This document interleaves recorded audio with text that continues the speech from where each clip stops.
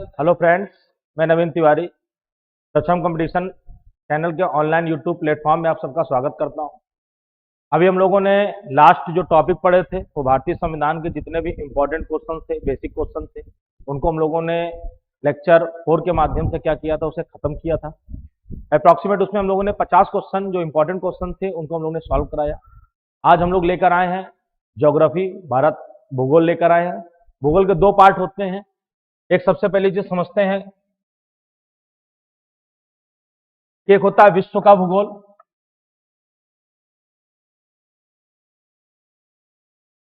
विश्व का भूगोल, और दूसरा होता है भारत का भूगोल। जो आज हम आपके लिए क्वेश्चन लेकर आए हैं, तो क्वेश्चन लेकर आए हैं भारत के भूगोल से। जितने भी ये क्वेश्चन है, ये आने वाले जितने भी एग्जाम उसके लिए तो मोस्ट इंपॉर्टेंट है। साथ साथ जितने क्वेश्चन है जो हमारे एसएससी के सीजीएल, सीएचएसएल, एमटीएस, जितने भी एसएससी लेवल के जितने एग्जाम है, चाहे वो सीपीओ का हो, हर एक एग्जामिनेशन पे ये क्वेश्चन क्या करे जा चुके हैं, पूछे जा चुके हैं। और आने वाले जितने भी अदर एग्जाम है उनके लिए क्वेश्चन क्या है, most very very very most important question है। आज हम लोग क्वेश्चन को स्टार्ट करते हैं। और सबसे पहला क्वेश्चन हमारे सामने आया, ये सीजीएल देख रहे होंगे, एसएससी में हमारे यहाँ 10+2 सन 2010 में क्वेश्चन क्या किया गया, पूछा गया। जितने भी इंपॉर्टेंट क्वेश्चन है वो सब आपको मैं क्या कराऊंगा, आज सॉल्व कराऊंगा। सबसे पहला क्वेश्चन है, परियोजना से उठाया गया क्वेश्चन है। और 2010 में क्वेश्चन परियोजना जब उठाया गया तो परियोजना का नाम था शिव समुद्रम परियोजना। जो शिव समुद्रम परियोजना थी, ये सबसे पहली चीज के बारे में समझते हैं किस नदी पर थी, और इस नदी का नाम था कावेरी नदी। क्या नाम था बेटा, कावेरी नदी। कुछ बातें इसके बारे में और समझते हैं। ये भारत की सबसे पहली जल विद्युत परियोजना थी। ये अंग्रेजों के शासनकाल में परियोजना थी, और अंग्रेजों के शासनकाल में से क्या किया गया था बेटा, बनाया गया था। सन 1901 में इसे निर्मित किया गया था। कई सारे एग्जामों में कभी कभी क्या होता है कि 1901 ऑप्शन में नहीं होता है, तो आप 1902 लगा के आएंगे। लेकिन 1901 ऑप्शन में है, तो इस परियोजना की स्टार्टिंग 1901 में हो चुकी थी। अगर इस क्वेश्चन को थोड़ा सा और मॉडिफाई करेगा तो कह देगा, बताइए एशिया की सबसे पहली जल विद्युत परियोजना। अगर एशिया शब्द लगा के पूछता है और सबसे पहली जल विद्युत परियोजना पूछता है, तो भी इसका राइट आंसर क्या होगा, शिव समुद्रम। नदी का नाम मैंने बताया क्या है, कावेरी। ये कैसी परियोजना है, जल विद्युत परियोजना है। अगर एशिया शब्द लगाता है तो भी आप इसको याद रखेंगे कि एशिया की ये क्या है, सबसे पहली जल विद्युत परियोजना। भारत की भी ये क्या है, सबसे पहली जल विद्युत परियोजना। दूसरी चीज, इस परियोजना की स्टार्टिंग कब हुई, सन 1901 में। यहां से एक नया क्वेश्चन फिर से तैयार करते हैं। आजादी के पहले क्या आ जाए, आजादी के पहले भारत की बताइए जल विद्युत परियोजना का नाम। तो आजादी के पहले पूछ रहा बेटा, और आजादी के पहले का नाम क्या है, शिव समुद्रम। आजादी के बाद की भारत की सबसे पहली जल विद्युत परियोजना या बहुउद्देशीय परियोजना, इसका नाम ध्यान रखेगा, दामोदर घाटी परियोजना। मोस्ट इंपॉर्टेंट, ये 1948 में से क्या किया गया था, क्या किया गया था बेटा, बनाया गया था। नदी का नाम क्या है, सेम है, दामोदर है, ध्यान रखिएगा। तो इसका नाम क्या था, दामोदर घाटी परियोजना। नेक्स्ट क्वेश्चन, वर्ष 2010, ये जनगणना से क्वेश्चन उठाया गया था। 2011 में टैक्स असिस्टेंट में क्वेश्चन में पेपर पूछा गया। 2010 में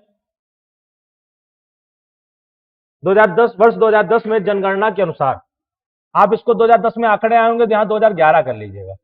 2011 की जनगणना के अनुसार जनसंख्या की दृष्टि से भारत का सबसे बड़ा राज्य कौन सा है। ठीक, तो हम सबसे पहले इसके बारे में एक चीज जानना चाहेंगे कि भारत का सबसे बड़ा राज्य कौन सा है।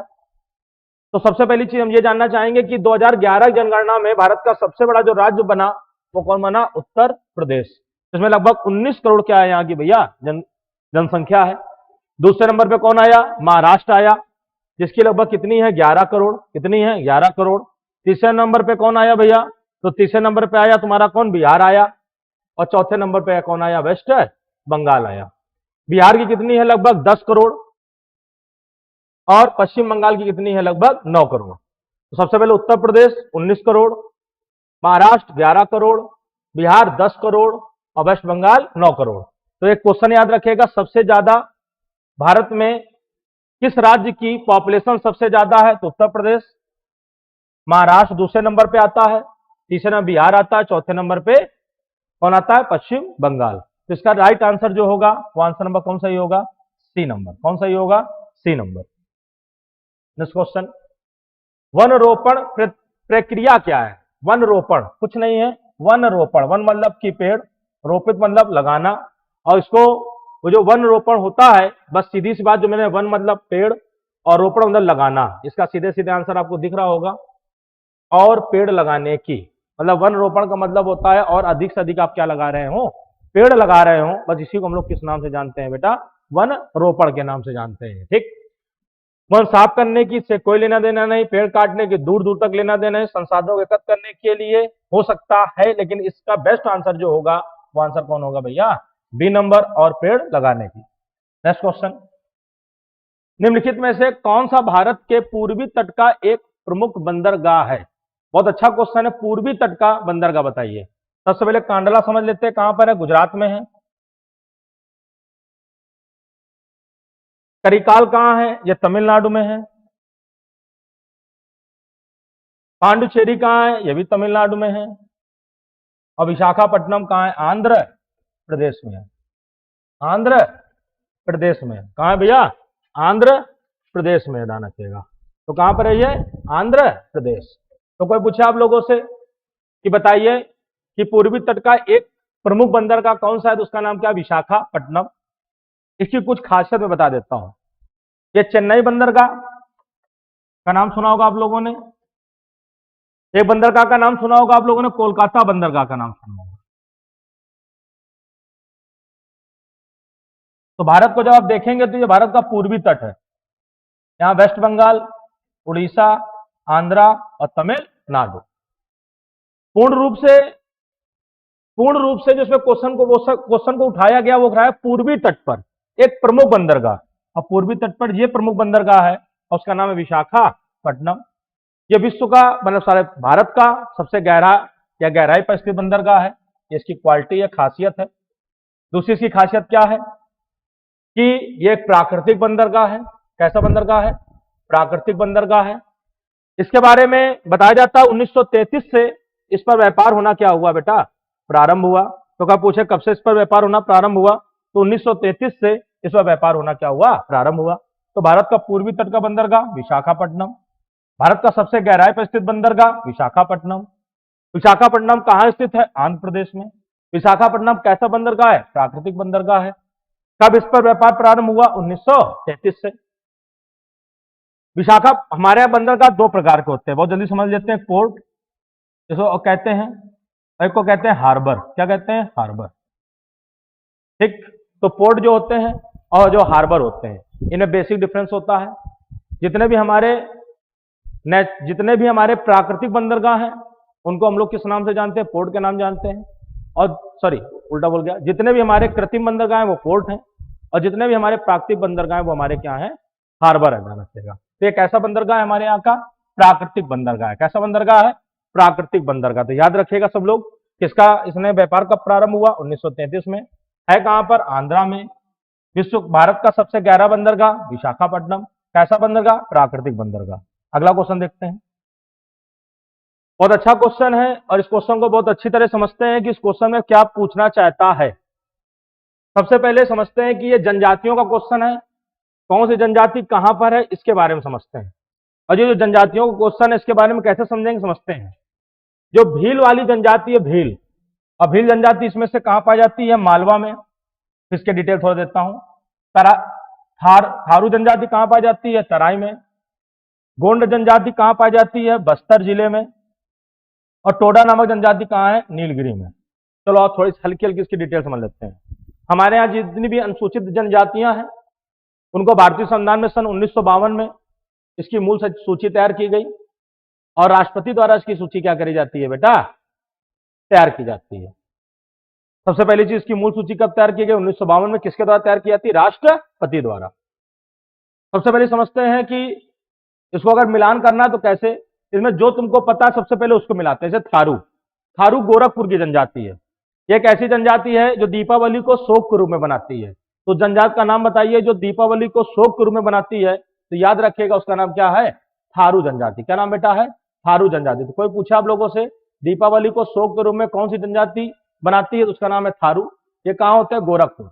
और गोरखपुर में आपको बताना चाहूंगा कि भैया ध्यान रखिएगा ये एक ऐसा इलाका है जिसको तराई क्षेत्र कहते हैं। क्या कहते हैं? तराई। तो इसलिए बी का कौन है?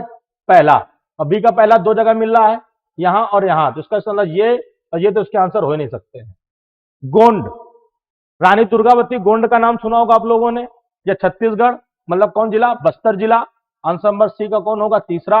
और सी का आंसर देखिए तीसरा कहां मिल रहा है, सॉरी सी का तीसरा,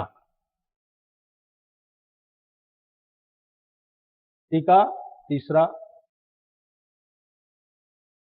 बेटा इसमें आगे पीछे हो गया है, एक्चुअली मैं एक जगह पे ए लिख दिया है, कोई दिक्कत नहीं है। मैं इसका सही ऑप्शन ऐसे लिख देता हूं, ए बी सी और डी। इसको मैं जो इसका सही आंसर वो लिख देता हूं। पहला नंबर कौन होगा? पहले का चौथा, बी का पहला, सी का तीसरा और डी का पहला। तो आंसर नंबर यहां पर आप हमने जो सही किया था डी का, सॉरी डी का दूसरा, डी का कौन? दूसरा। आंसर नंबर कौन सही हो रहा था? ए। इसको कैसे मिलाया मैंने? तो मैंने बताया भील कहां से भैया? मालवा से। अब मैं गोंड करा रहा हूं, रानी दुर्गावती गोंड। रानी दुर्गावती जो गोंड थी ये बस्तर जिला। तो देख रहे होगे सी का कौन सा है? तीसरा। और सी का तीसरा कहां मिल रहा है? ये मिल रहा है। तो हिसाब से ये सही है। तो आंसर नंबर ये तीनों तीनों क्या होगा? गलत। और राइट आंसर कौन होगा भैया? ए नंबर। इसका राइट आंसर याद रखिएगा ए नंबर। इसमें थोड़ा सा ऑप्शन में मिसिंग हो गई है, ऑप्शन में इसको इधर रखना चाहिए था, तो यहाँ पे इसका 4 1 3 2 लिखना चाहिए था। कोई बात नहीं, मैंने यहाँ पे इसको सही कर दिया है, 4 1 3 2। तो आंसर नंबर कौन सही होगा? इसका नंबर ए नंबर होगा। नेक्स्ट देखते हैं, बहुत अच्छा क्वेश्चन है। क्वेश्चन रखा गया है, बहुत इंपॉर्टेंट है, पेपर में पूछा भी जाता है। हरियाणा में सुविख्यात पक्षी विहार इनमें से कौन है? तो सबसे पहले इसके बारे में ऑप्शन समझ लेते हैं। सुविख्यात पक्षी विहार हरियाणा कौन है? सुल्तानपुर। कौन है भैया? सुल्तानपुर। इसकी खासियत क्या है? इसको हम लोगों ने जब कितने एरिया में फैला हुआ है? ये 15 किलोमीटर के एरिया में क्या है बेटा? फैला हुआ है। इसके बारे में बताया जाता है यहाँ लगभग 250 प्रजातियों के क्या पाए गए हैं बेटा? पक्षी पाए गए हैं। तो मैं आपके यहाँ से दो खूबियां इसके और याद रखिएगा। अचानक कह दे हरियाणा में स्थित सुल्तानपुर बंदरगाह जो है ये कितने वर्ग किलोमीटर में फैला है? 15 वर्ग किलोमीटर पे। क्वेश्चन घुमा दे कि बताइए यहाँ कितने प्रजातियों के पक्षी पाए जाते हैं? तो बताएंगे 250 प्रजातियों के क्या पाए जाते हैं बेटा? पक्षी पाए जाते हैं। तो कोई आप लोगों से पूछता है कि सुल्तानपुर बंदरगाह कहां पर स्थित है? तो आप बताएंगे हरियाणा जिले में स्थित है। कोई बताए कितने वर्ग किलोमीटर फैला हुआ है? 15 वर्ग किलोमीटर में। कोई आप लोगों से यह कह देता है कि बताइए यहाँ पर कितने प्रजातियों के पक्षी पाए जाते हैं? तो 250 प्रजातियों के क्या पाए जाते हैं? पक्षी पाए जाते हैं। इसका बेस्ट आंसर कौन होगा भैया? ए नंबर। कौन होगा भैया? ए नंबर। ये सरिस्का और ये दोनों राजस्थान में है। राजा जी कहाँ है? तो आपको पता होगा राजा जी हमारे यहाँ उत्तराखंड में है। कहाँ है? उत्तराखंड। और हरियाणा में कौन है? सुल्तानपुर। वर्ष 2011 के अंतिम जनगणना, 2011 का जब नया आंकड़ा आया और लास्ट मोमेंट पे जब आंकड़ा दिया गया तो भारत में जनसंख्या का घनत्व इनमें से क्या है? तो जनसंख्या का जो घनत्व है भारत में वो इनमें से क्या बताए? जन घनत्व किसे कहते हैं? जन घनत्व होता है 1 वर्ग किलोमीटर के क्षेत्र में रहने वाले लोगों की संख्या। तो रहने वाले लोगों की जो संख्या होती है, लोगों की संख्या, उसी को हम लोग किस नाम से जानते हैं? जन घनत्व के नाम जानते हैं। किस नाम से जानते हैं? जन घनत्व के नाम से जानते हैं। इसका जो 2011 की जनगणना पे जो जन घनत्व इन्होंने बताया वो कितना आया? 382। कितने लोग रहते हैं? 382।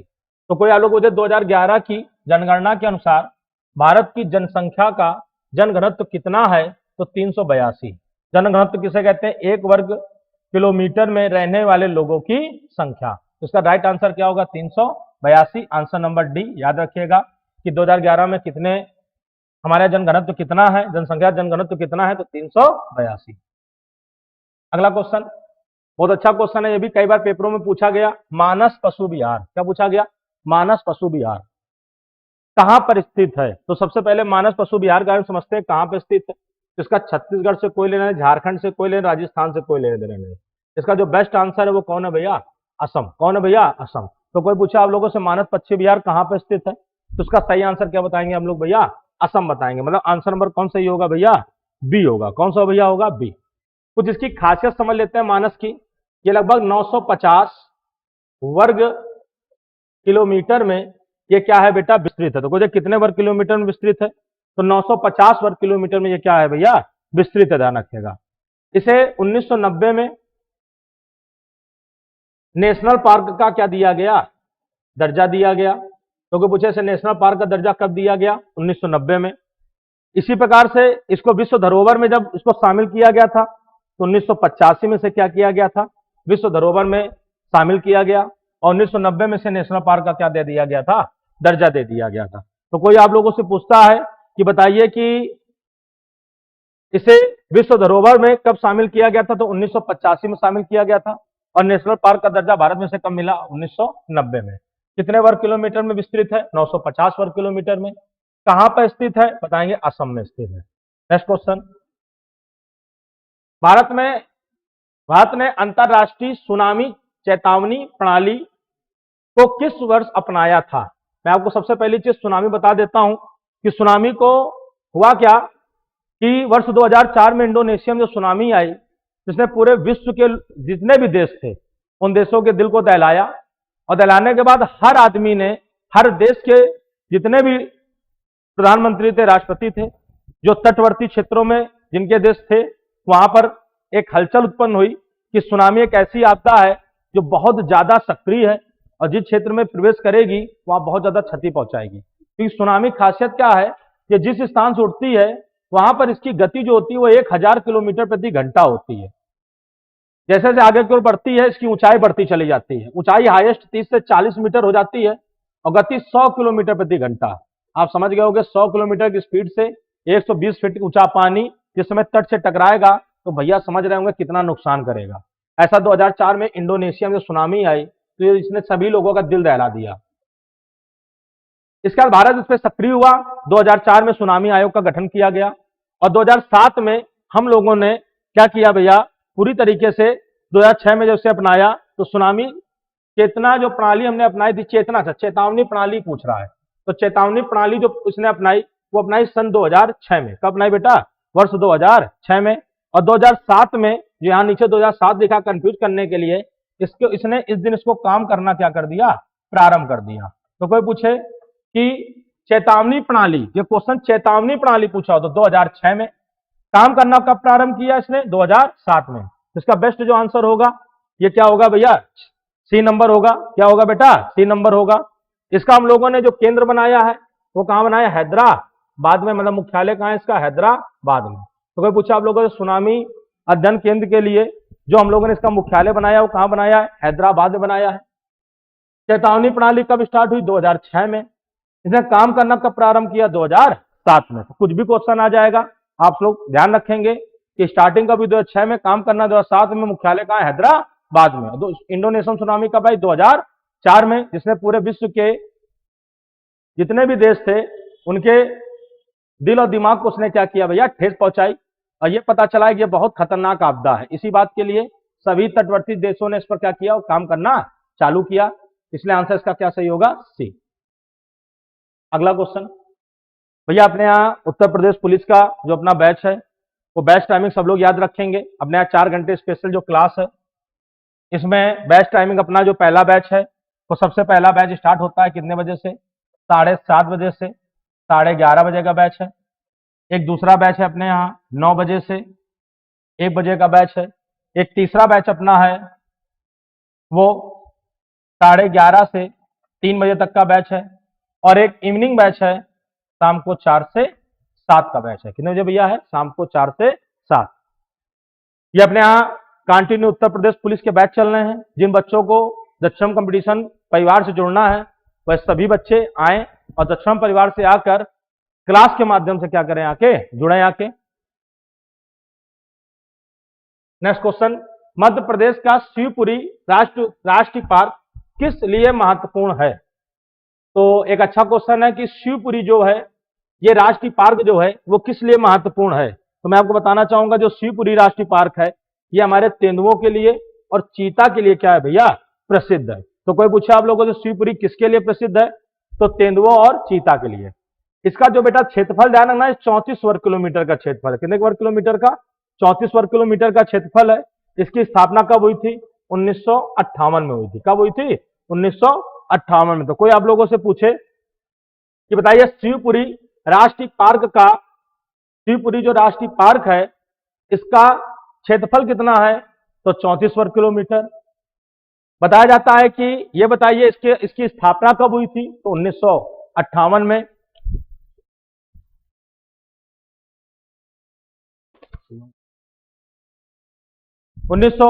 में बताया जाता है कि जो मध्य प्रदेश शिवपुरी राष्ट्रीय पार्क है ये किसके लिए प्रसिद्ध है, ये तेंदुओं और चीता के लिए क्या है बेटा, प्रसिद्ध है। तो याद रखिएगा कि तेंदुओं और चीता के लिए क्या है भैया, प्रसिद्ध है। बताया जाता है कि इसका गठन कब हुआ था, 1958 में हुआ था। कब हुआ था, 1958 में। तो जितने भी भूगोल के, भारत के भूगोल में अभी तक एसएससी एग्जामिनेशन पर हमारे जितने भी क्वेश्चन इंपॉर्टेंट आए उनके बारे में मैंने डिस्कशन किया। सबसे इंपॉर्टेंट चीज है ऑप्शन को नहीं रटना है कि हमने ऑप्शन नंबर डी रट लिया, जब ये आ जाए तो option number D Madhya Pradesh Shivpuri पूछे तेंदुआ, नहीं बेटा, पेपर हर तरीके से पूछा जाता है। क्या पूछा जाएगा बताइए, अभी इस बार एमटीएस में पूछ लिया गया 2011 में कि बताइए ये कहां पर स्थित है, तो बता शिवपुरी कहां, सॉरी शिवपुरी जो है वो किसके लिए प्रसिद्ध है, तेंदुआ और चीता के लिए प्रसिद्ध है। अचानक इसी में पूछ दे, अचानक अगले पेपर में एलडीसी मान लो उसमें क्वेश्चन बना दिया और कह दिया बताओ कि ये शिवपुरी है इसका टोटल क्षेत्रफल कितना है, तो उसका क्षेत्रफल कितना है, 34 वर्ग किलोमीटर। अचानक तीसरे पेपर में घुमा दिया कि बताइए शिवपुरी है इसका गठन कब हुआ था, 1958 में। कब हुआ था, 1958 में। तो किसी भी टाइप का क्वेश्चन आए उसको कुल मिला के हमें क्या करना है, सॉल्व करना है। इसी के साथ मैं अपनी क्लास को विराम देता हूं। चैनल को सब्सक्राइब करना बिल्कुल ना भूलें और सबसे इंपॉर्टेंट चीज लाइक और कमेंट जरूर करें। आपका लाइक और कमेंट ही इस चीज को बताता है कि आप हमारे साथ किस तरीके से लगकर मेहनत कर रहे हैं और किस तरीके से हमारा और आपका जुड़ाव है, ये बहुत इंपॉर्टेंट है। आपके कमेंट, जब जानदार कमेंट आप लोग डालते हैं तो उसको देखने के बाद एक हमारा मनोबल बढ़ता है, एक उत्साह बढ़ता है। जब आपके लाइक देखता हूं तो आपको लगता है कि नहीं, हमारे बच्चे हमारे पढ़ाए गए टॉपिक से बहुत संतुष्ट हैं। किसी प्रकार से कोई भी डाउट कहीं पर भी क्लियर होता है, आप तुरंत कमेंट बॉक्स पर लिखिए, हम आपको नेक्स्ट क्लास पे उसका क्या देंगे भैया, आंसर देंगे। इसी के साथ मैं अपना वीडियो खत्म करता हूं। जय हिंद, जय भारत।